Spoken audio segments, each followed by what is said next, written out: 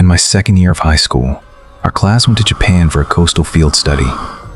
6 of us boys were put in the same old tatami room at a seaside inn. At around 2 in the morning, I woke up because my classmate Tetsu was struggling to breathe. When I opened my eyes, I saw a woman in a dark blue yukata standing beside his futon. She bent down, pressed her ear against his chest, and listened for a long time. Then she whispered the words, "Still here." This is Mr. Greencap. Tonight's story happened when I was 17. My name is Lin Yu. Anne. I am from Taiwan. Back then, my school had an exchange program with a sister school in Japan, and that summer our geography teacher took us to the southern coast of the Kii Peninsula for a 3-day field study. Officially, we were there to observe coastal erosion, tidal pools, rock layers, and old fishing villages. To us, it just meant we got to leave school and spend a few nights in Japan. There were more than 30 students on the trip, 2 teachers from Taiwan, and 1 teacher from the Japanese school. The inn we stayed at was in a small town by the sea. I will not say the name of the town. The building was old, 3 stories tall, and made mostly of dark wood. The floorboards creaked under every step. A small wind chime hung near the staircase, but even though the sea wind was strong that week, I never heard it ring. Behind the inn was the ocean, not the bright blue tourist kind. The sea was black at night, heavy and wet, looking even from a distance. When the waves came in, they dragged pieces of shell and rotten seaweed across the shore. When they pulled back, the whole building seemed to breathe with them. Our room was 203, at the very end of the 2nd floor. The window faced the seawall. The tatami smelled damp, as if the room had soaked up too many years of salt air and never fully dried.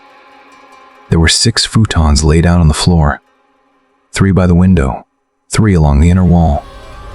The moment we entered, everyone started fighting over where to sleep. The window side had the best view, but it was also the loudest.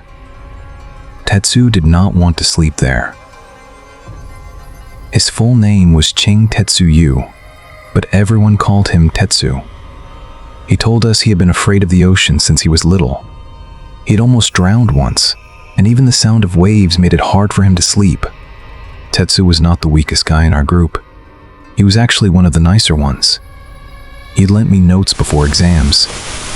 Once, when I got caught coming late to school, he lied for me without making a big deal out of it.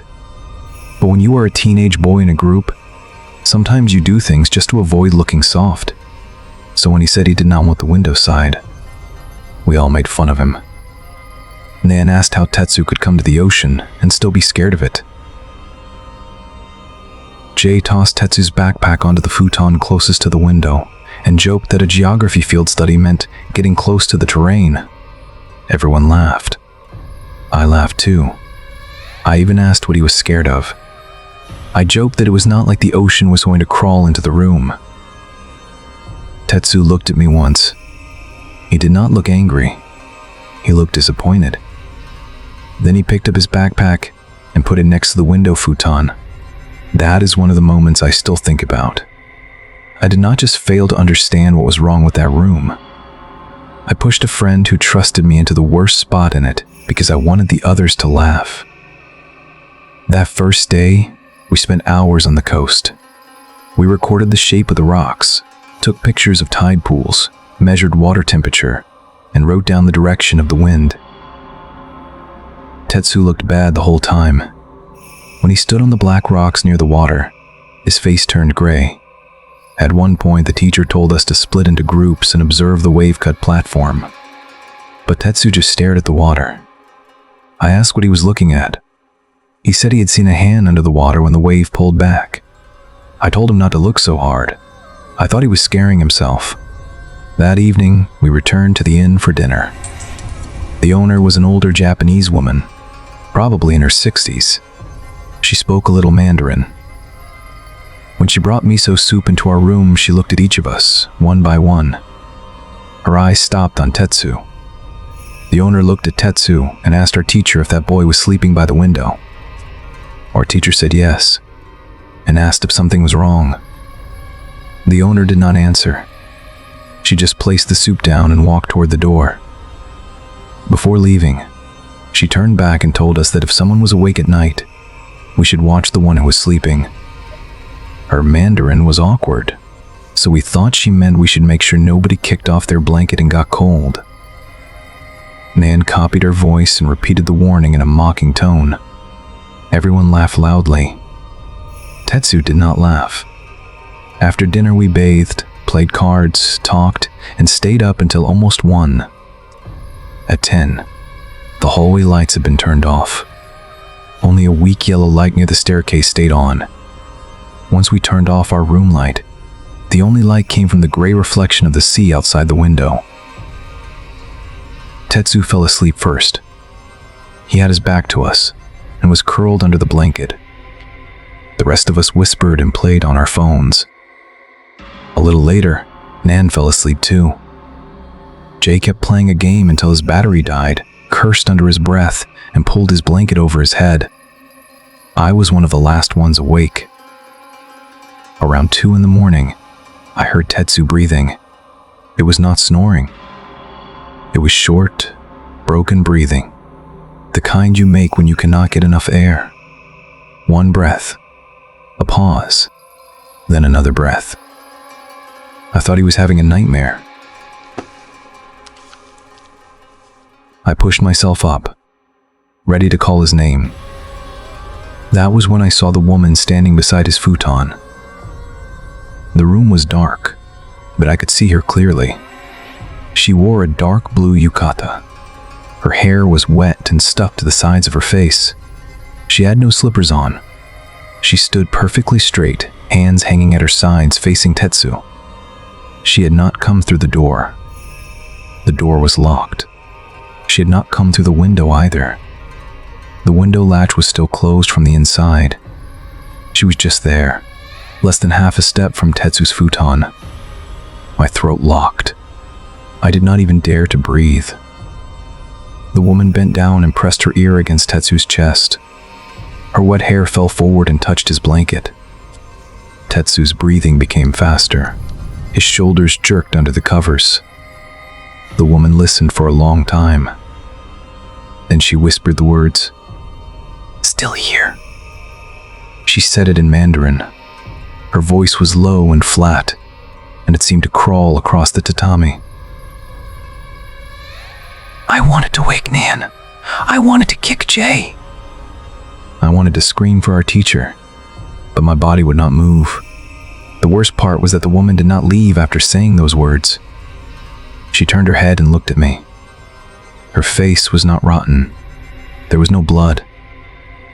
It was almost an ordinary face, pale and wet, with eyes so dark they looked heavy. She looked at me, then at Tetsu. She did not seem to be threatening me.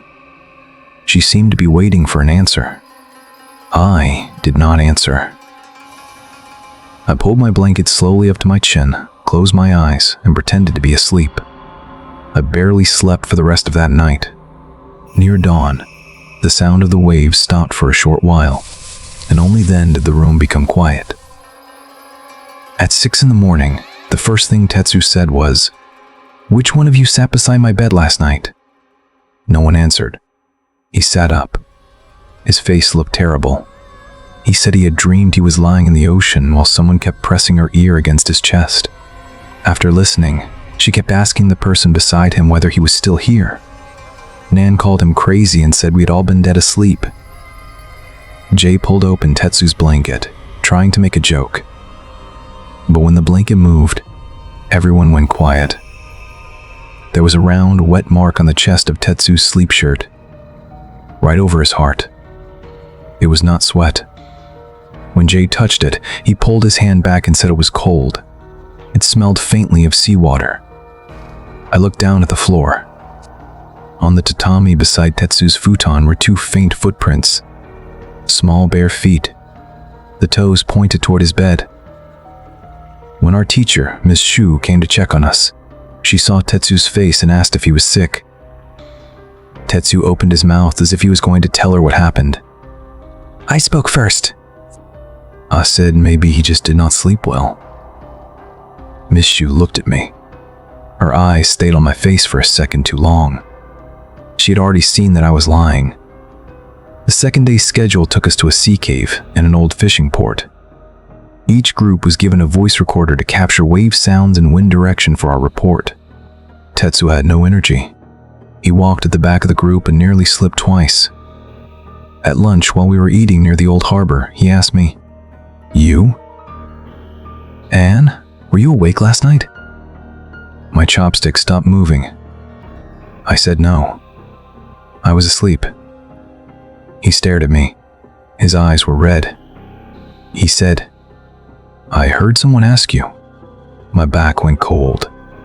I still forced myself to say, "You were dreaming." After that, Tetsu said nothing. In the afternoon, we visited a small maritime disaster museum. It was not part of the original schedule. The Japanese teacher said it would help us understand the local fishing culture. The museum was small. It had old oars, fishing nets, life rings, and newspaper clippings about typhoons and shipwrecks. I was not interested until I saw a black and white photograph in the corner. The photo showed an old tatami room. Several futons had been laid out on the floor. Beside each futon sat a family member. Some were crying. Some had their heads lowered in prayer. The caption said that during a typhoon many years earlier, a seaside inn had been used as a temporary shelter for drowned victims pulled from the sea. At the far right side of the photo, there was a woman in a dark yukata. She was not crying. She was kneeling beside one futon, pressing her ear against the chest of the person under the blanket. My hand froze. Just then, I heard the inn owner's voice behind me. I had not seen her come in. She was holding a ring of keys. She looked at the photo and said quietly, "In those days, after a sea accident, doctors could not come fast enough." Families listened like that. If they heard breath, they called for help. If they heard nothing, they moved to the next one. My stomach turned. "I asked her who the woman in the photo was." The owner looked at me and said, "She listened all night." By morning, everyone else had found their family. Only her child did not wake up. After that, she came back every night to that room, listening to see who was still here.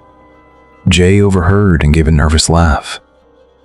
"He said, 'That sounds like a ghost story.'" The owner ignored him. She looked straight at me and asked, "Who was awake last night?" I opened my mouth but said nothing. Her face darkened. She said, "If you see her, and she asks, you answer." Nan asked, "Answer what?" The owner said, "If she asks whether someone is still here, say yes. Say it clearly. Let her hear you." Then she walked away. For the rest of the day, I felt something pressing down on my chest. On the bus back to the inn, Tetsu coughed several times. He said his chest felt tight and the waves made him want to throw up. Miss Shu asked the inn if Tetsu could change rooms, but the place was full. In the end, Tetsu moved to the inner side of the room, and I was told to sleep by the window. I wanted to refuse, but when I saw that cold, wet circle still faintly visible on Tetsu's shirt, I could not make myself say no. That evening, the inn owner brought our room an extra pot of hot tea. Under the tea tray was a white slip of paper.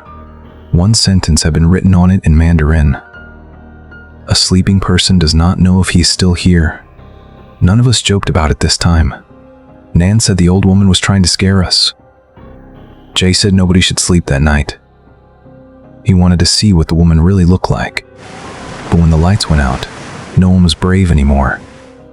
The room sank into darkness. The waves hit the window again and again. Tetsu lay where I had slept the night before, farther from the sea. His eyes were closed, but his breathing was uneven. I lay by the window, staring into the dark. I could hear Nan turning under his blanket. I could hear Jay's teeth clicking softly. A little after 2, the sound of the ocean changed. Before, the waves had come from outside the window. Now the sound came from under the tatami. Water shifted under the floor. Slosh.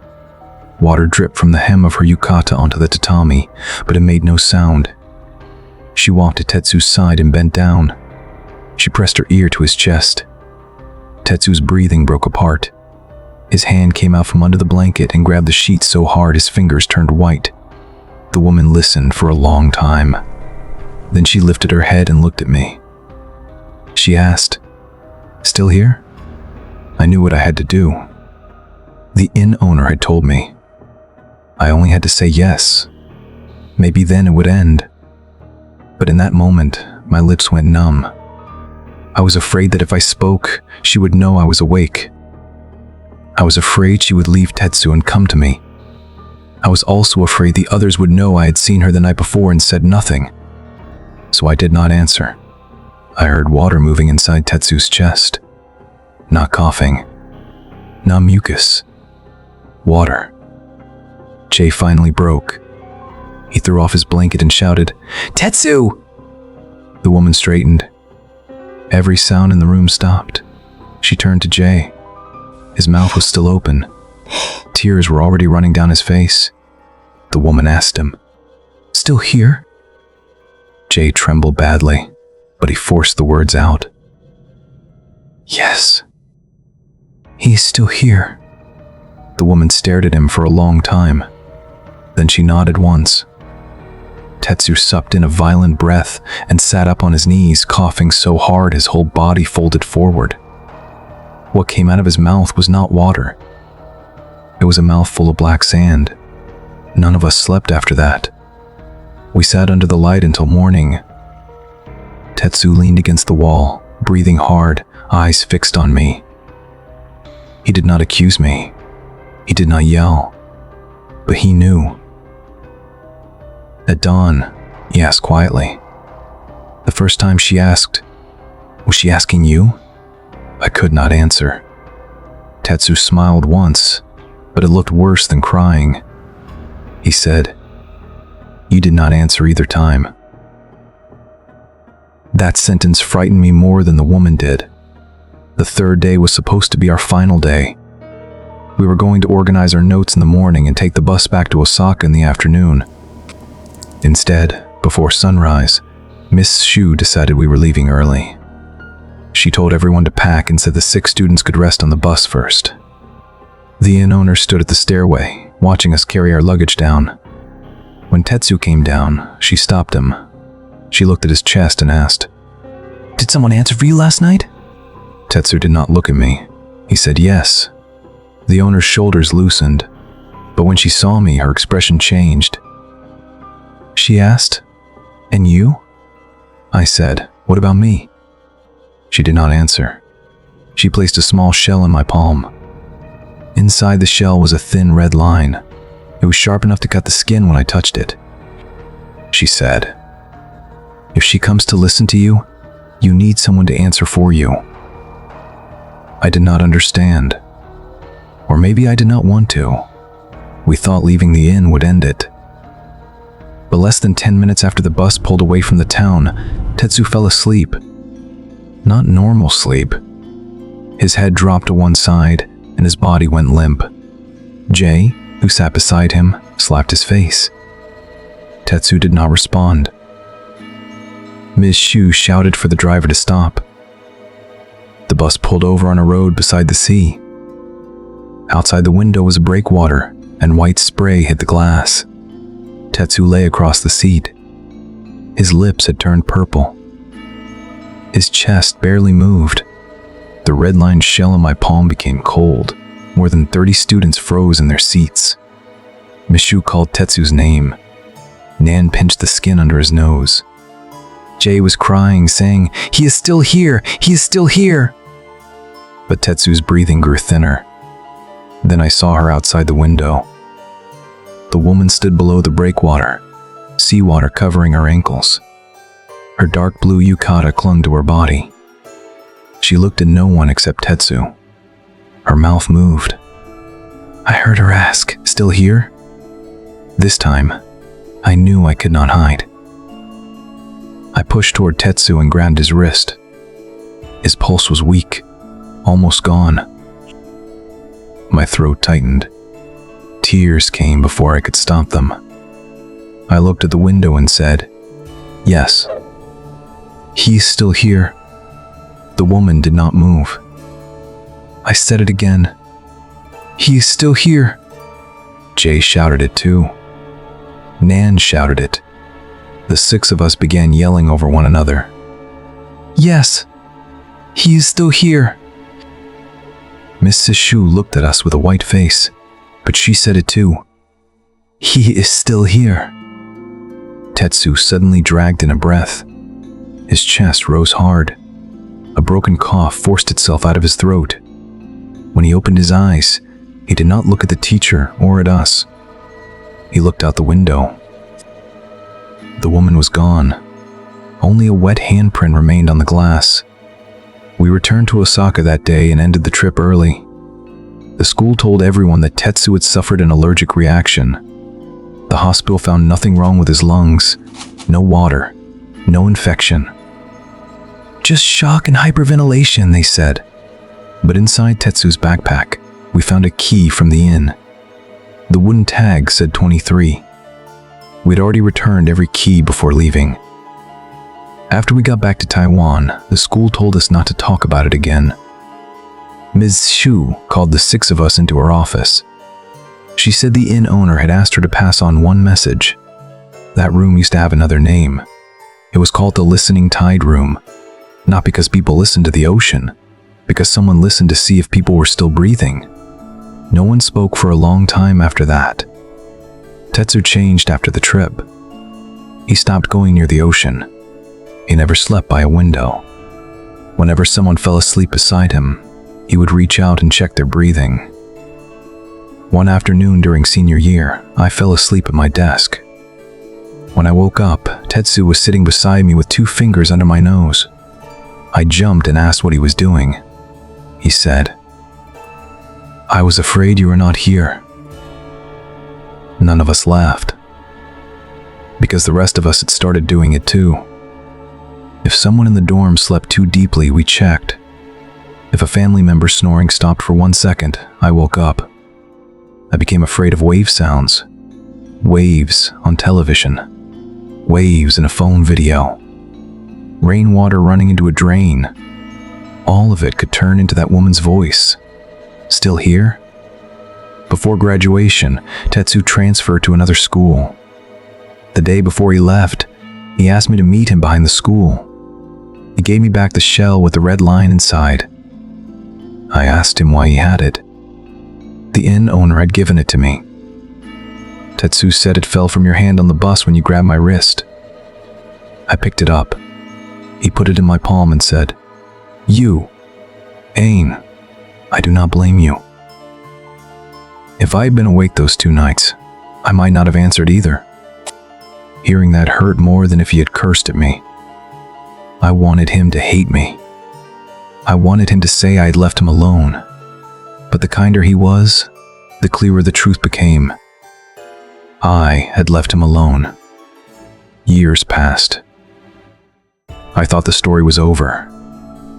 Later, I heard from an old classmate that Tetsu had moved to Hualien and opened a diving shop.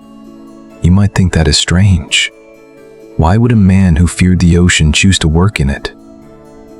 I understood later. He was not cured. He was listening for other people. After each diving lesson, he checked every student as they surfaced. He watched them remove their masks. He waited until he heard that first cough of air.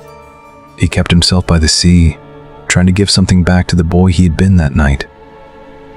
As for me, after returning to Taiwan, I never stayed alone in hotels if I could avoid it. When I had to travel, I slept with the lights on and kept my phone next to my pillow. Sometimes I woke in the middle of the night and heard the sea from very far away, even though I lived nowhere near it. What finally made me understand that it had never ended happened last week. I was asleep in my rented apartment in Taipei when I heard water dripping in the living room. I turned on the light and went out. There was a trail of wet footprints from the front door to my bedroom. Small bare feet. Hanging from my doorknob was a shell. Inside it was a red line, just like the one from the inn. I did not touch it.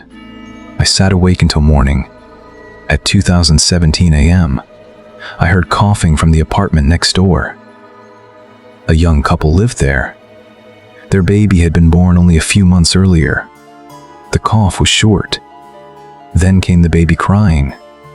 2 little cries. Then silence. My room became so quiet that I could hear someone bending down on the other side of the wall. Not footsteps, cloth brushing against sheets, wet hair dripping, an ear pressing to a tiny chest. Then the woman asked from the next room, "Is the one inside still here?" I sat on my bed, hands and feet cold. I knew she was not asking about me. I also knew that if I did not answer, the child next door might be listened to until there was nothing left to hear. I pressed my mouth close to the wall. My voice shook. I ran into the hallway. The father next door opened his door at the same time, holding the baby in his arms. His face was white. He said the baby had stopped breathing for a moment. He asked if I had heard a woman talking. I did not answer. When I returned to my room, the recorder app on my phone was open.